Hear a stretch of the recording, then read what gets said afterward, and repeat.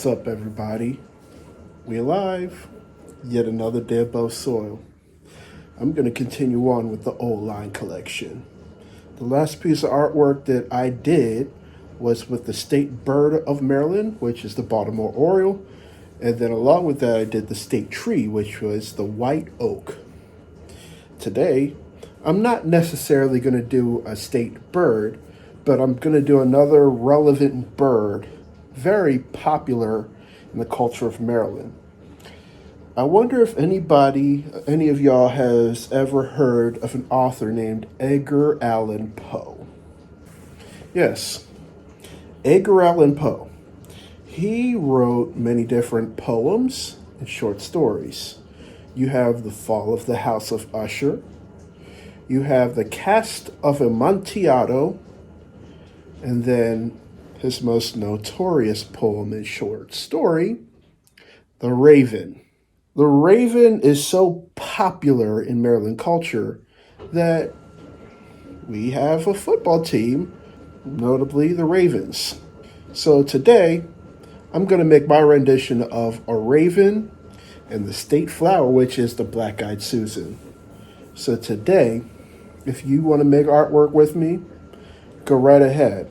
Get your brushes, get your paint, get some newspaper. We're going to have lots of fun. And while I show y'all how I make a Raven and black-eyed Susans, I'm going to talk to y'all a little bit about making life choices, specifically for those who are about to leave high school and go to adulthood. And I'm just going to tell y'all now, if there are parents who are watching this content, you may hear some unpopular opinions from me, specifically advising some of y'all kids to do some stuff, use their own mind and autonomy to make their own decisions. So if you start to hear opinions from me that are not that popular, not a problem. Feel free to visit any of my other videos. There's definitely some other stuff for y'all to watch. So I hope y'all ready because we about to get into it.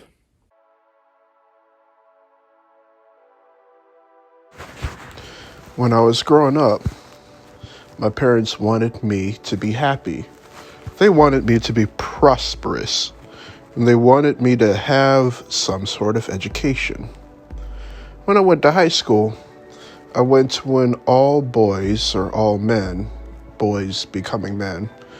Anyway, it was an all boys Catholic high school, and it was pretty strict. Even the grading system was very strict. You look at the grading system in the high school that I went to, and you put it next to some of the schools in Baltimore County, it was pretty strenuous. My parents really did care about my education and my future. They thought that me and my sister going to college would be more beneficial. Just a little bit of background. My father went to college and was not successful. My mother tried college, was not successful. My sister tried college and was not successful. You know that saying, the first bird catches the worm? Yeah, it is true, but the second mouse also catches the cheese. Because I was the youngest in my family, I found myself as the second mouse. And I had a lot of cousins, aunts, and uncles who were older than me. And I was looking at some of the things that they did, and I avoided all of the things that they did not do good. So ultimately, I wanted to do what I needed to do to succeed. When I was in high school, they did something called the PSAT. It was like a practice SAT. They had the math, the reading, and the writing. In the math portion of the PSAT, we could use the calculator. Although, when I was doing the PSAT in high school for the sophomore year, I actually forgot my calculator. So I was like, okay, fine, I'm just going to take the PSAT, bump it. I come home, my mother sees the results of my PSAT, and she was asking if I had my calculator. And I told her no, I didn't have it. She was so livid. She was very upset. The junior year, we also did the PSAT. And I actually brought my calculator. It turns out when I got the results of that PSAT, I actually did worse in the math section with a calculator than without. I don't know how that makes sense, but it actually happened. So I showed my scores to my mother, and she was like, well, you should have still had your calculator. I didn't have it my junior year, and my score was lower on that score than when I took it without. So I'm scratching my head. Senior year came, and it was time for me to take the SAT. There was so much pressure to do good on the SAT, and to do my best, and to do this, that, and the third. A lot of people tell me to take the SAT twice. So I took the SAT the first time. I got my score. My score was low. I said, okay, fine. I'll take it a second time. I took it a second time.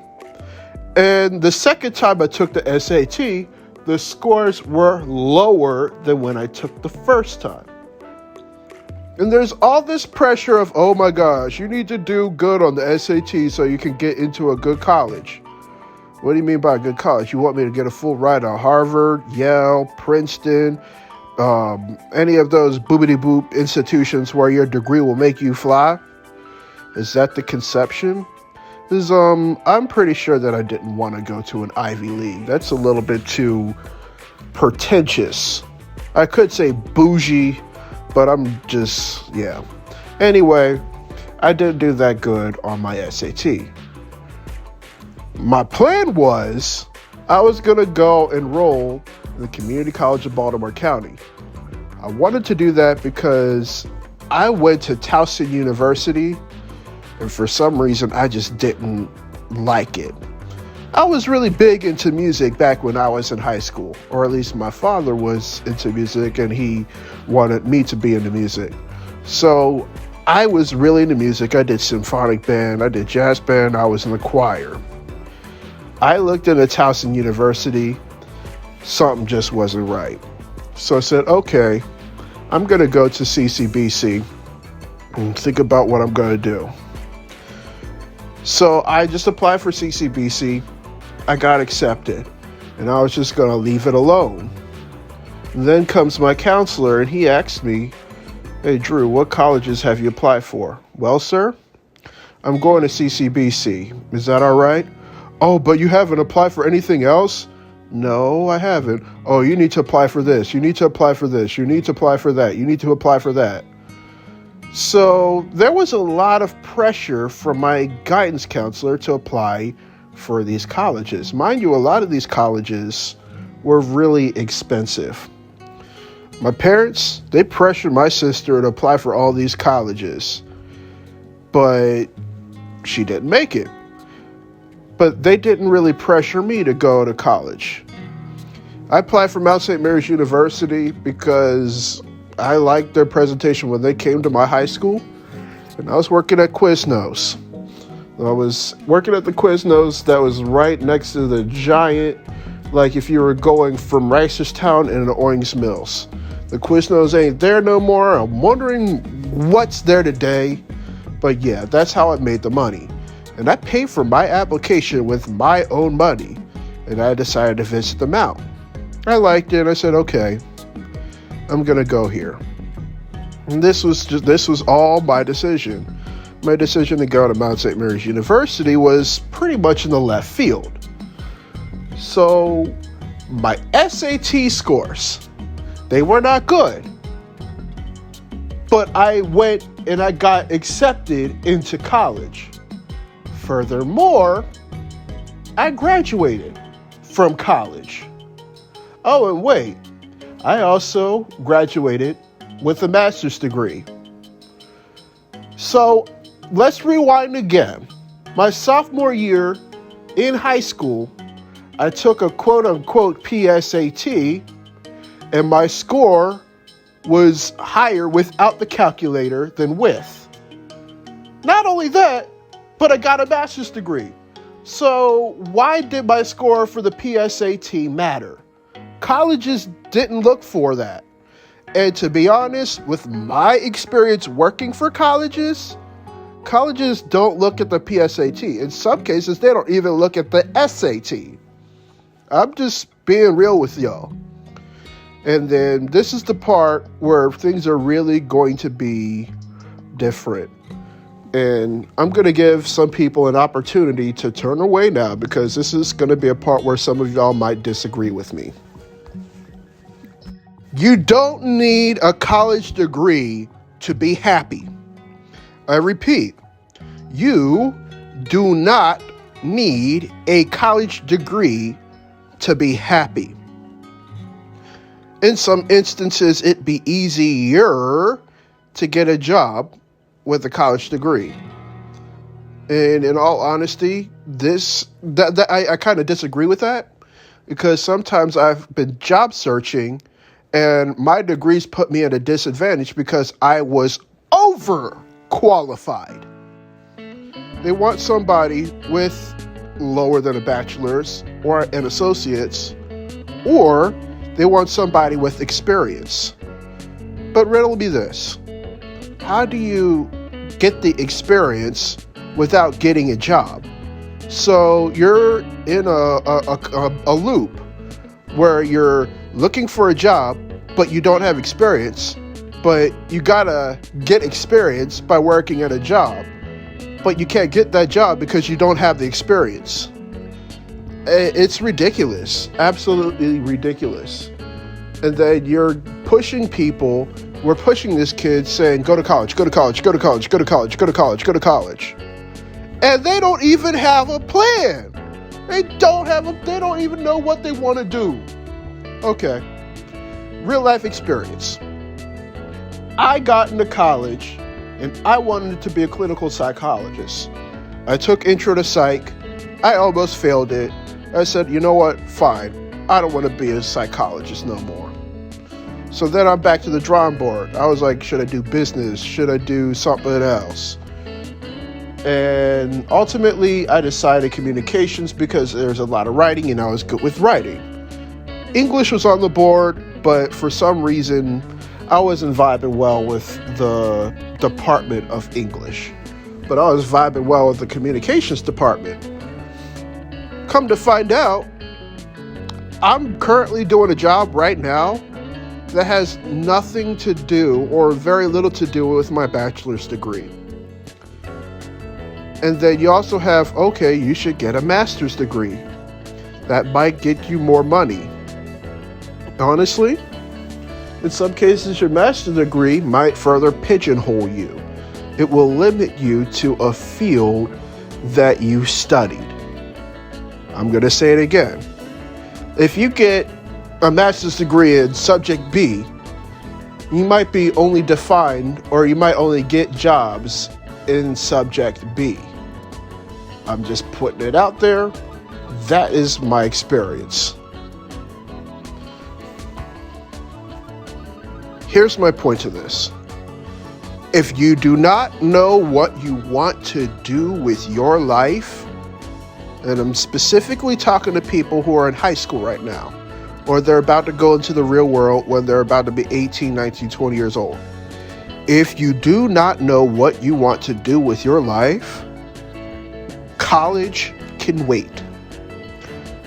I'd much rather you work at a job at a fast food place, work at a job as a secretary, work for a temp agency, get some experience there, and then figure out what you want to do. I have seen so many people go into college and they're not motivated to go to class because they don't find these classes interesting. When people don't find the classes interesting, they stop going to class. And then when students stop going to class, they fail. And when students fail, they end up leaving the college that they're in. And in most cases, these students would incur a whole bunch of debt that they have no degree to show for. Some people graduate with all this debt, and it just piles up and up and up and up. The cost of college was significantly cheaper 20, 30, 40 years ago. You look at the prices now, and it's only gone up. Well, you should work. Well, the minimum wage isn't really that high. To be honest, it's not truly compensating for the amount of money one could spend to get a college degree. So you got all these students who come into college because their counselor or their parents are saying, you're not going to do anything good with your life without a college degree. Honestly, I disagree. You can go to college, get a degree, but it doesn't truly make a person happy. A piece of paper saying that you've got a higher degree doesn't truly make you happy. If you're working at a job that doesn't feel like work, that right there, that leads to happiness. I could sit around all day making artwork, because you know what? That makes me happy each and every day. I could talk about mental health. I could talk about race. I could talk about uphill battles and fighting uphill battles. And that makes me happy. Does playing music make me happy? In some cases it does. But there are things out there that make me happier. My advice to y'all, time is a very precious commodity. As much as I tell you to change something within your life as soon as you see that change is made, sometimes you got to sit back and reprioritize and wonder what you want to do with your life. Because only you will know that. Only you.